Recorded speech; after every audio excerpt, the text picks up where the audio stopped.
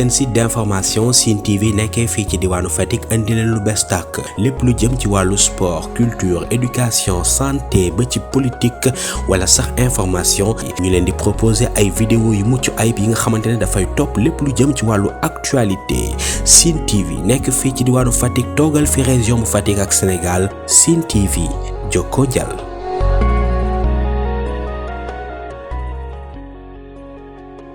Boucar Diouf laa tudd nekk secrétaire national chargé de la santé et de la sécurité des travailleurs au niveau du SUES. SUES mooy le syndicat unique des enseignants du Sénégal.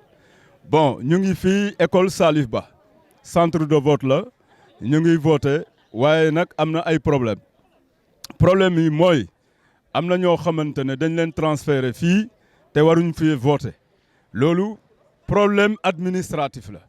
loolu franchement ñun syndicalistes yi ñu ngi koy ñaawlu voilà amuñ ci leneen lu ñuy nëbb dañ koy wax mu leer comme ça prochainement ñu régler problème boobu au niveau administratif ça c'est le problème qu'il faut signaler à part ça gars yaa ngi voter normalement ñi nga xamante ne seen tour ñu ngi fi ñu ngi ñëw ndànk de voter donc merci beaucoup Sine TV on est content de man Mbacke Diouf laa tudd nekk jàngalekat ñëwoon voté si en même temps nekk présidente groupe Amnesty International fii ci Fatick. Bon li ñu constaté nag ci vote bi tey 12 décembre ñu ngi fii au niveau du centre Salif Ba école Salif Ba ñëpp a ngi fii di ñëw goutte à goutte mais li ñu constaté mu nekk loo xamante ne vraiment problème la jafe-jafe la dañu prévoir woon ñu ne. ñii nekk ci communes yi ci seen commune la ñuy voté mais fii ñu toll nii li ñu constaté mooy am na ñoo xam ne dañ leen déplacé indi leen fii donc y a un problème donc pour ñu ñëw voté massivement c'est un problème donc loolu moo nekk li nga xam ne loolu lañ fi noté pour dire que vraiment li ñu waxoon respecté wuñu ko donc mun nañ noté ne organisation bi c'est mal fait. Voilà donc loolu la ñu gisoon mais n'empêche ñi ñaa ngi ñëw goutte à goutte peut-être solution dina mu trouvé wu parce que ñi ñaa ngi sacrifié pour ñi nga xam ne war nañoo voté fii ñëw fii voté ñu ngi si sacrifié wu. Man c'est Mamadou Bafati mandataire de la centrale UNSAS à ces élections de représentativité syndicale. Maa ngi yëkkati kàddu d'abord di sant di gërëm travailleurs yëpp ñëw pour def seen devoir. À savoir voter. Mais nous sommes au niveau du centre de Salif Ba depuis 8 heures.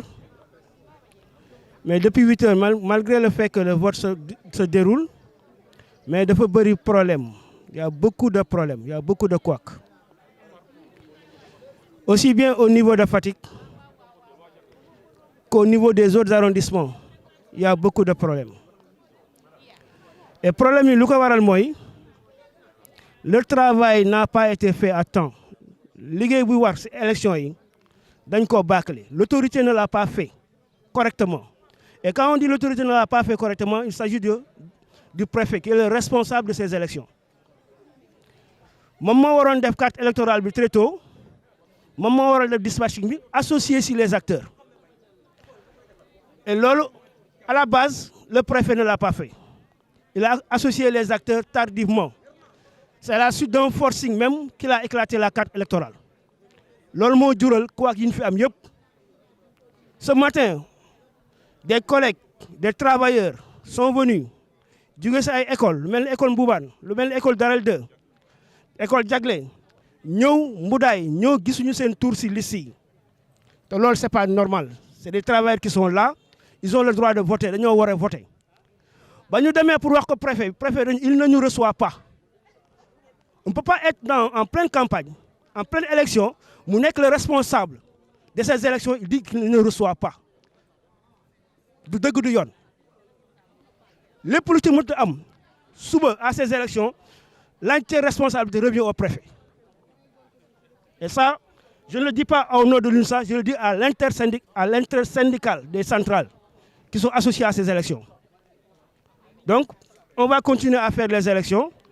Mais ce n'est qu'entre-temps, ces collègues-là qui devaient voter où nous, dañ leen nit bu boobaa dinañ leen léser fortement et ça c'est pas normal. Man la Ibrahima Ndiaye secrétaire général donc de l'IDEN et coordonnateur aussi régional bu UNISAS di ñaawlu rek li fi xew fii Fatick yàgg na parce que déjà réunion ak acteurs yi ñi nga xam ne ñun ñooy centrale syndicale yi mooy waroon am depuis ci grandes vacances yi malheureusement ootewul réunion amul concertation ba le 27 novembre passé la ñu soog a oo réunion alors def na li mu waroon def li mu bëggoon def na ko pare loolu laa mun a wax parce que déjà dafa bëggoon jël département bi yëpp ñu voté entre école Mayakor ak école Salib Ba muy 21 bureau de vote ñu ne ko loolu mënta jàll d'abord parce que am na électeurs yoo xam ne ñoo ngi ci les arrondissements ak yeneen communes muy Ngayoxeem di Toucar di Diakhao et autres ñëpp tasaaroo donc munoo jël ak Diofior munoo jël la bu ko concentrer dans la commune. mu bañ ñu xëccoo boo ñu yéexal sax ñu la ñoom fustigé dans la presse wax ci presse bi kaas ko ba mu dellu ginnaaw ba mu delloo ginnaaw ba muy defaat dama jàpp ne erreur su amee sooy rectifier acteurs yi doon kaas fexeel ñu toog ñu liggéey ak yow waxoon nañ ko ne soo ñu ooyee ñu jàppale ñu liggéey bi malheureusement def ko dafa tëjuwaat ci bureau jël ay bureau tasaare ko dugal na sax ma joxe exemple CM Darou Salam newul dans le département de Fatick ça y est dans le Gossas et pourtant da ko dugal dans la commune de Fatick Sangaye dis-moi Sagne ba léegi mënuñu leen gis école Darel 2 école Boubane da leen omettre kenn ci ñoom newul ci liste bi mënuñu voté fi mu lay wax yow nii alors suñ ko ooyee du tontu kenn mbala tontu bu ñaaw la leen di tontu alors il est censé mu représenter ki nga xam ne mooy président de la République may alerter nag parce que déjà dem nañ ba foofa mais bëgg ta toog ak ñun waxtaan ak ñu may alerter président mu jël responsabilité am gaaw parce que kii mu fi andi na xoolaat comportement am sinon dina ko yàqal leneen su ci élection yi ñu dem ñoo ngi xaar nag mais d'ici ce soir s'il y a pas changement ñu bloqué vote bi parce que s'il y a des erreurs mbala nga am ñoo xam ne ay yow ndawal buur nga di liggéey ak ay nit su amee erreur ñu romante la dañ lay dimbale dañ leen war a oo ñu waxtaan ba léegi passé wul mun nañ rectifier malheureusement bëggut a déglu kenn nee na du recevoir. Voilà, je suis donc Pape Latir Diagne, inspecteur de l'enseignement en service à l'IEF de Fatick. Je suis le deuxième secrétaire général adjoint du CN chargé des relations extérieures, mais aussi mandataire de la CNTS-FC au niveau de la région de Fatick. Alors pour ces élections, nous saluons la bonne organisation du point de vue de la cartographie électorale, mais aussi du point de vue de la mise à disposition du matériel. Les travailleurs aussi sont venus très massivement répondre à l'appel des centrales syndicales. Et je pense que le vote se déroule normalement du point de vue organisationnel. Les agents préposés au bureau sont sur place, tout comme les représentants de partis. Vraiment, nous saluons cela. Et nous pensons que ça se poursuivra comme ça jusqu'à 18h. Maintenant, du point de vue également de l'organisation ou bien de la carte électorale, il y a eu quand même des couacs que tout le monde regrette, le dénonce, puisqu'à la dernière minute, la carte électorale a été reconfigurée, de nouveaux bureaux ont été créés, ce qui a entraîné un chamboulement du point de vue lié au déplacement de certains électeurs qui aujourd'hui doivent voter dans des centres très éloignés de leur lieu de service. Nous en avons rencontré à Niakhar, nous connaissons la même situation à Diofior, c'est exactement la même chose que l'on retrouve à Fatick. On a trouvé des agents dans le Niakhar avec une confusion entre Sas Linguère et Sas Ndiafate. La même chose entre Tataguine et Diofior. On a vu également des enseignants de Sangaye qui quittent Niakhar pour devoir voter à Fatick. C'est des situations quand même qui sont préjudiciables et qui peut-être vont porter une atteinte au taux de participation. Alors, mais je pense que c'est des leçons qui seront retenues. Et lors des prochaines échéances, je pense qu'il faudrait tenir compte de cela, et puisque en réalité, faciliter la mobilité des électeurs, rapprocher les centres de vote des lieux de service des travailleurs, cela contribue à relever le taux de participation qui demeure effectivement un enjeu majeur dans ces élections.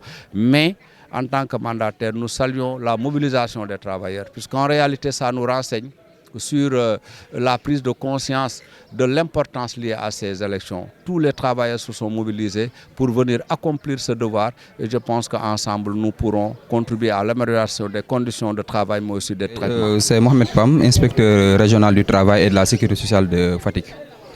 Ce matin donc on était en supervision donc, dans le cadre des élections générales de représentativité des centrales syndicales de travailleurs. dans la région de Fatick.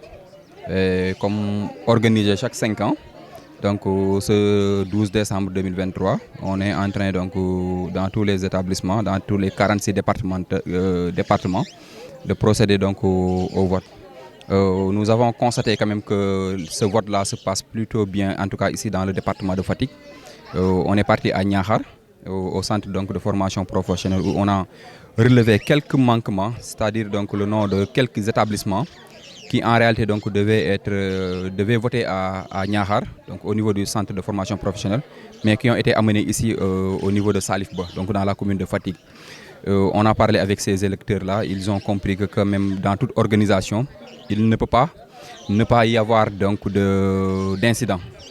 Arrivé ici également à Salifba, on a vu que au début donc du déroulement du vote en tant que tel, on n'avait pas la possibilité pour ces électeurs-là donc de voir exactement là où ils doivent voter. Mais avec vraiment la promptitude des présidents des bureaux de vote, on a constaté quand même les établissements ont été affichés donc dans chaque bureau et que donc les électeurs pourront assez rapidement identifier leur vote et procéder donc à ce vote-là. Donc globalement, nous sommes satisfaits du déroulement du vote. On voit que quand même le taux également, il est plutôt encourageant. Et on attend donc de voir ce que ça va donner. Sen site d'information Sine TV nekkee fii ci diwaanu Fatick indi leen lu bees tàkk lépp lu jëm ci wàllu sport culture éducation santé ba ci politique wala sax information ñu leen di proposer ay vidéo yu mucc ayib yi nga xamante ne dafay topp lépp lu jëm ci wàllu actualité. Sine TV nekk fii ci diwaanu Fatick toogal fi région bu Fatick ak Sénégal. Sine TV jokkoo jàll.